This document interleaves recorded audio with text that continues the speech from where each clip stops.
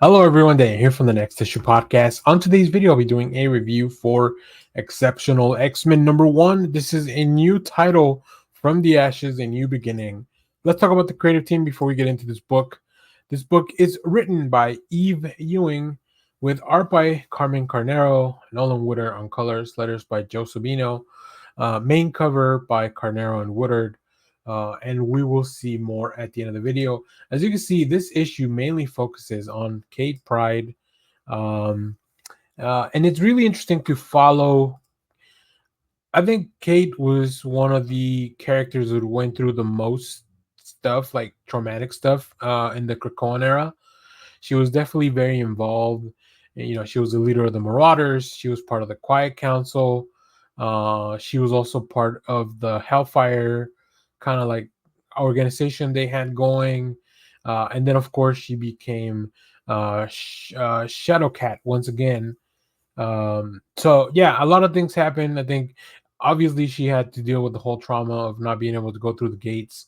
But yeah, I think this book is really, really interesting. So let me give you a quick synopsis here. In this issue, Kate Pride leads a team of all new X Men. After the fall of Krakoa, Kate Pride is trying to get as far away from all things X as she possibly can. She actually moved to Chicago, which is interesting, in a suburb in Chicago, actually. So she's just a regular bartender now.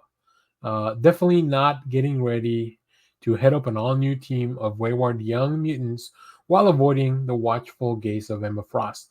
Nothing in this title but work, dating, and staving off depression. That's it. No, never before seen exceptional X Men to see here. That is a bold face lie. We definitely get to very slow paced introduction. I will say most of this issue is like a day in the life of like Kitty now that she's doing this job in Chicago and she's trying to stay away from the X-Men. But there are just some things that she can't help but to want to stand up for other mutants and just to stand up for injustice in general. That's just who she is as a character. It's also really fun to see that she's kind of found a little bit of a new home in this area with some new friends. Maybe I don't know if they're friends that she knew before, um, but it's really fun. And then of course we do eventually get to see her dragged into first of all some trouble, and of course this is an X-Men book, but also just contacted by Emma at the end, right? So, but yeah, this issue was very enjoyable. Just very interestingly, we kind of live a whole day or a couple of days in Kitty's mind and figure out what she's going through, all the things like we don't know exactly why she wants to stay as far away from all the X Men stuff, other than the stuff that we already know that she went through, right? But is this the only reason? Is it because everything's kind of up in the air? So um, I will say I love Carmen Carnero's art. Like I'm just been a fan for a long time. So having this creative team together specifically was very, very, very attractive for me to join and want to partake of this book. So let me pull up some of that preview art that I have. Really cool establishing shots. Chicago. We zoom in a little bit. Bridgeport. We go to the tavern, and then here we are. Just a vibrant scene inside. Bottomless drinks, which it seems like a bad idea. This also feels like it's the middle of the day. I'm not a big drinker, so I don't know if maybe people do just drink in the middle of the day this much. But even then, like I said, she's going through some stuff, right? She goes outside, takes a break next to the rats, eating a hot dog, like just all those little details of like there's something more going on here.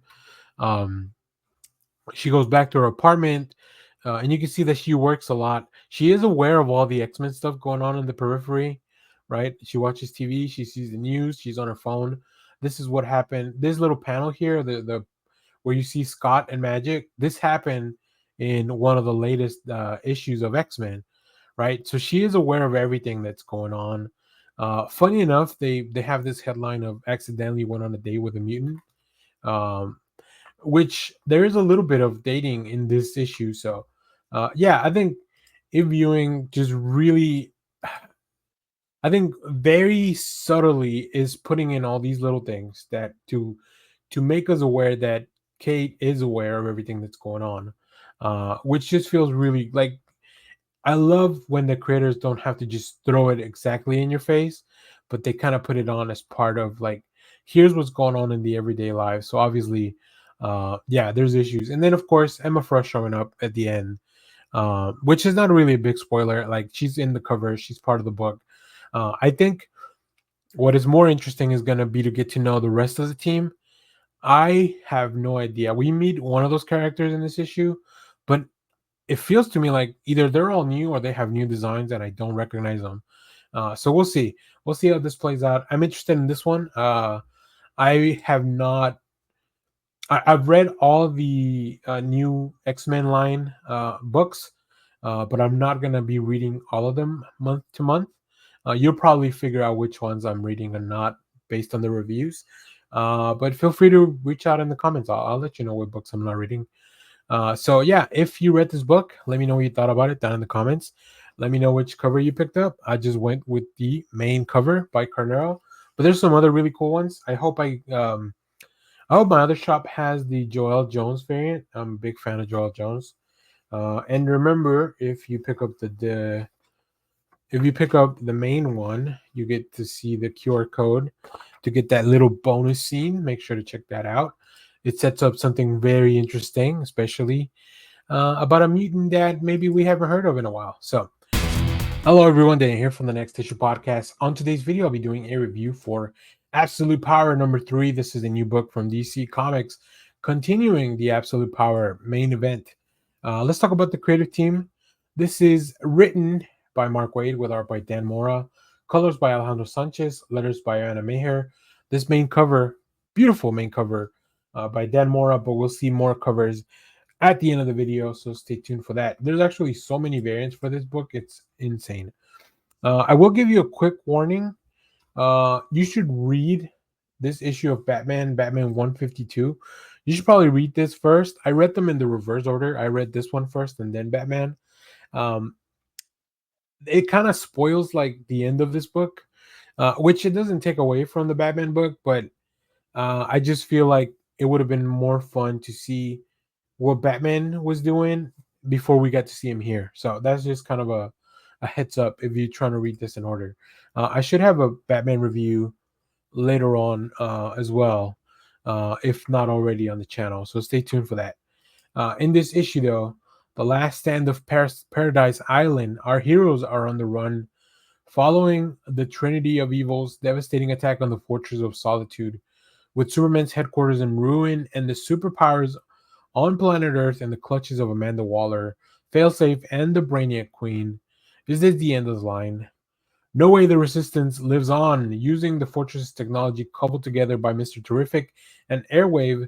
Earth's last hope have retreated to Themyscira, home to the Wonder Woman, and famously suspicious of outsiders. Can Superman, Batman, and the rest of the depowered heroes strike an alliance with these elite Amazonian fighters? All this and Mad Mayday from Barry Allen and DC's War for Absolute Power rages on. Yeah, a lot happened in this issue. I will say Mark Waid has made this issue dense. There's a lot going on. There's a lot going on story wise. There's a lot of characters. I don't know how Dan Moore is drawing all these people. There are some pages, and you'll probably see some in the previews. There's like 20 characters in the same page, which is amazing. It's insane to me. I love when a book is just jam packed with this. I've never heard of Airwave. There's a lot of heroes that I've never heard of or we hadn't seen in a long time. So yeah, very cool stuff. This one feels like the turning point as far as like maybe the heroes can finally get a win. So that's a lot of fun. But the way that Mark Waid is writing Amanda Waller, she's just on a tear. She doesn't care. She's moving her plan is going global. Yeah, it's really, really cool. And of course, Dan Moore is just giving us amazing fights, great visuals. And when things there's a moment in the book that feels like uh, a big invasion is happening. Oh my god, the pages on that. I don't have any previews for that, but Oh my goodness. But let me show you what I do have preview art for, which is the first few pages. So we have Failsafe and Amanda Waller, which I love how much taller Failsafe and the Brainiac Queen are than Amanda Waller, which is like Amanda Waller is just a base level human, right? And make sure to go check out the Absolute Power Origins to continue to see her evolution into this character. Um, I love seeing the heroes trying to help each other. We see Red Tornado and Dr. Midnight. Now, with their powers gone, some of these people are just base level humans, but they're not like base level like Nightwing or Batman that have all this training, right? They are literally just base level humans. So it's really interesting. Being a mascara, there's a lot of conflict, but I think the Amazons and Queen Nubia understand that they need to help out, otherwise, eventually they're gonna come for them. I love seeing Barry having to use his motorcycle that is still kind of powered by the Speed Force a little bit because his powers are still around. So I think Mark Wade has very well kind of saved some of the heroes' powers to make sure that this doesn't feel like a fully, one-sided book. Uh, this also kind of not spoils, but it definitely tells you like what's going to happen to Hal Jordan from the Green Lantern book, what's going to happen to Superman. But look, I love this page. Just all the heroes here sitting on this little courtyard area, listening to Nightwing. Nightwing taking leadership of everything is really cool. Sometimes he does think a little bit more with his heart than his head, and that may lead to some casualties. So we'll see how that happens. But yeah, very cool stuff. I'm really enjoying this event. I will say Marvel and DC, they both really are nailing their summer events. Blood Hunt was amazing over on the Marvel side.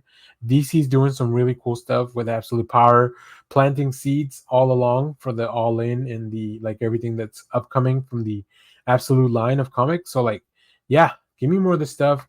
Make it good. And then one last shout out. Remember to try to read Batman first. So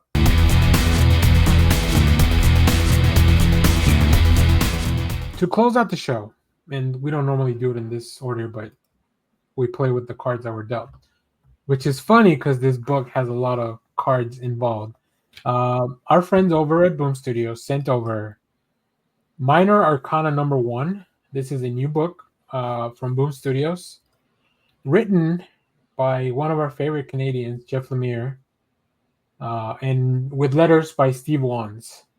Now, let me give you a quick synopsis of the book, and then we'll talk a little bit about it.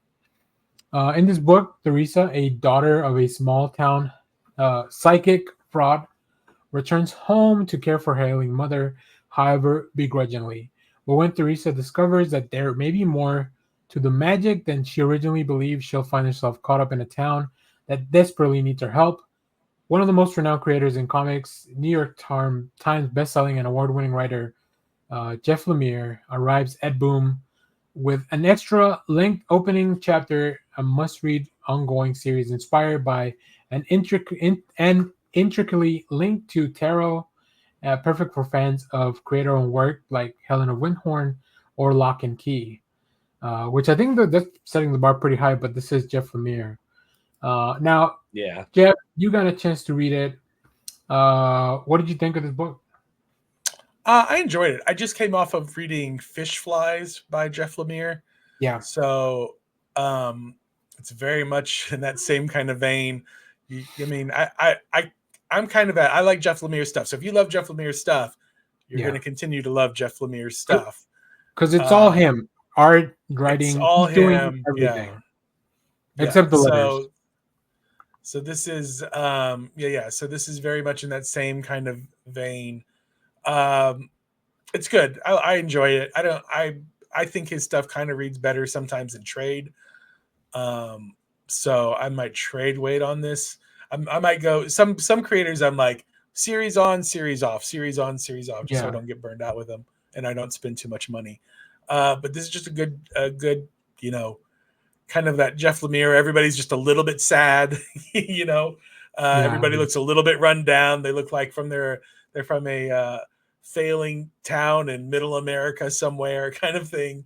And yeah, it's just that kind of blending of everyday life sorrows with just a little bit of horror and mysticism that you can kind of weave into. Just that's what Jeff Lemire does, you know. it It's just that it's it's yeah, interesting because as I was reading it, and I'm just dropping some of the art preview pages, I kept thinking like, what is scarier, right? Like the supernatural stuff that we're seeing, or the fact that Teresa has to come back home after her life is kind of, I don't know, like in disarray. Her mom is ill, like she has no prospect. Like what? Like I don't know where the horror or yeah. where the anxiety is coming from in this book. If it's more like her real life stuff, or then all the stuff that she kind of uncovers as she goes back home. I think Lemire's art is probably pretty divisive because he's got a very specific style. So I can see like Fish Flies. That book made me like, just it gave me the creeps just looking at it in some of the pages. Yeah. This But one one, doesn't have that kind of stuff. yeah. Um, but I really enjoyed it too, especially like towards the end. Like I said, the real life stuff is interesting, and it's like, oh shit, like it feels like it's a bad situation already, and then you throw on Yeah. top like the more supernatural stuff or whatever's happening towards the end of the book. So I quite enjoyed it. This sort of reminded me of like this is like the downer version of like Friday. And Or Friday yeah. is already pretty messed up too. So Yeah, yeah, yeah. yeah. Uh so But okay. yeah, but I Uh, enjoy it. I enjoyed it. I very much enjoyed it. Now, Clay, I know you didn't get a chance to read it, but did we pique your interest to be like, oh, I'm checking this out after? I am. I'm going to check it out. Just, I mean, Jeff Lemire. Yeah, Yeah. yeah, for Yeah. sure. Okay. Well, yeah, that's all we have for that. Let's take a look at some of the covers because of course Boom Studios dropping some fire. Hello, everyone. Dan here from the Next Issue podcast. Let's talk about what just happened in Aliens versus Avengers #1. This is a new book from Marvel Comics written by Jonathan Hickman with art by Zad Ribic. Now, in this video, I'm going to go into spoilers. If you want a spoiler free review, we have that in the channel. This is going to be a very spoiler heavy video. I'll try to put some images on the screen. I'm not going to show you the whole comic because that would defeat the purpose of me wanting you to go buy it. But I definitely recommend it. It's a fun read. The last few pages, I wish I had been able to capture my reaction as I was reading them because, oh my God, I could just feel my face grinning like a dummy. But we kick off the events of this book with what looks to be a Shi'ar ship who's got a Kree prisoner who they're doing experiments on. Now we find out that, of course, these experiments are the at putting face huggers and alien related xenomorph related experiments. Then of course we have the Wakandans arrive at this ship because they know that something is amiss, and they want to stop it before this can spread too much. Now unfortunately by the time they get there, not only are they attacked by xenomorphs, but they discover that the two Shi'ar scientists were actually synthetics that were trying to, they were trying to make sure that the virus or the xenomorph could expand. They had launched multiple xenomorph protocols, which include sending a queen and eggs and to these different places along the Marvel universe. Now, this whole story takes place in the future or in an uncertain future, right? We do see a T'Challa who is older, who has a son who is now the Black Panther, who, like a fully grown person. And of course, once the xenomorphs reach Earth, unfortunately, we know that there's nothing that we could do to stop it. The xenomorphs do take over the world. We see a very cool scene of Apocalypse, who was one of the mutants that didn't leave for Mars or Arakko. Um, just he stayed behind to fight the xenomorphs, but it is implied that he did not make it. So we jump back to the future to the last safe city on Earth, where we catch up with a Bruce Banner who is now very old. We also check in with Captain Marvel, who's a lot older as well. So, like I said, this does take place in the future. They're waiting for somebody to come back. because it is the only person that can save them. And that person is revealed to be Valeria Richards, the daughter of Reed and Sue Richards. Um, we have Miles Morales, Spider Man, and also the Hulk, who are going to help her trying to get back into the city. So she went out to catch one of those eggs. They have tried to stop the xenomorph spread at multiple stages, and they realize that the only thing they can do to stop them is to create a virus that will infect all the eggs and stop the xenomorph's life cycle, kind of at the source. Um, Unfortunately, after a big conversation, we see that Valeria is actually infected, and she has come back. Right, she has power, so obviously the infection took a little bit longer to take hold. But she's infected in her lab, and she asked Bruce Banner, who is like kind of her uncle and probably mentor in this world, um, to please keep Earth safe. We see a really cool fight between the Hulk and a xenomorph, which is amazing. Like, there's just some of the best stuff. Is that Rivik does such a good job.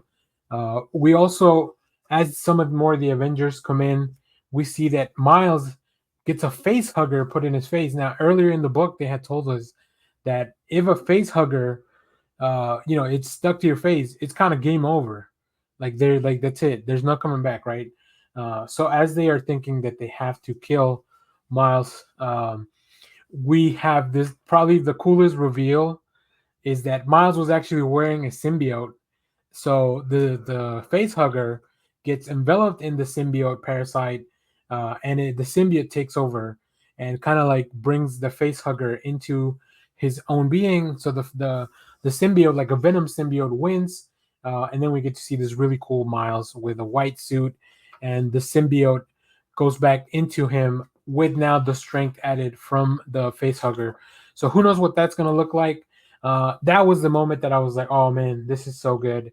And maybe, just maybe, they found a way to fight back against the xenomorph menace that has taken over not just Earth, but many, many other worlds in the Marvel Universe. So, yeah, go check out. I feel like you have, I know I just went through the whole thing, but you have to read this on your own, figure it out. So, it's really fun stuff. I really enjoyed it, and I hope that you will as well. There's some beautiful art. Hopefully, you saw some of the pages that I dropped in here as we were going through this. But as always, thank you for watching, everyone. Remember to share, like, subscribe, hit the bell so you know when we go live. That is most Saturdays, 10 a.m. Central Standard Time. Stay tuned. We have more comic reviews, trailer reactions, TV recaps, and I'll be talking more about Aliens versus Avengers. So, as always, thanks for watching, everyone. Bye bye.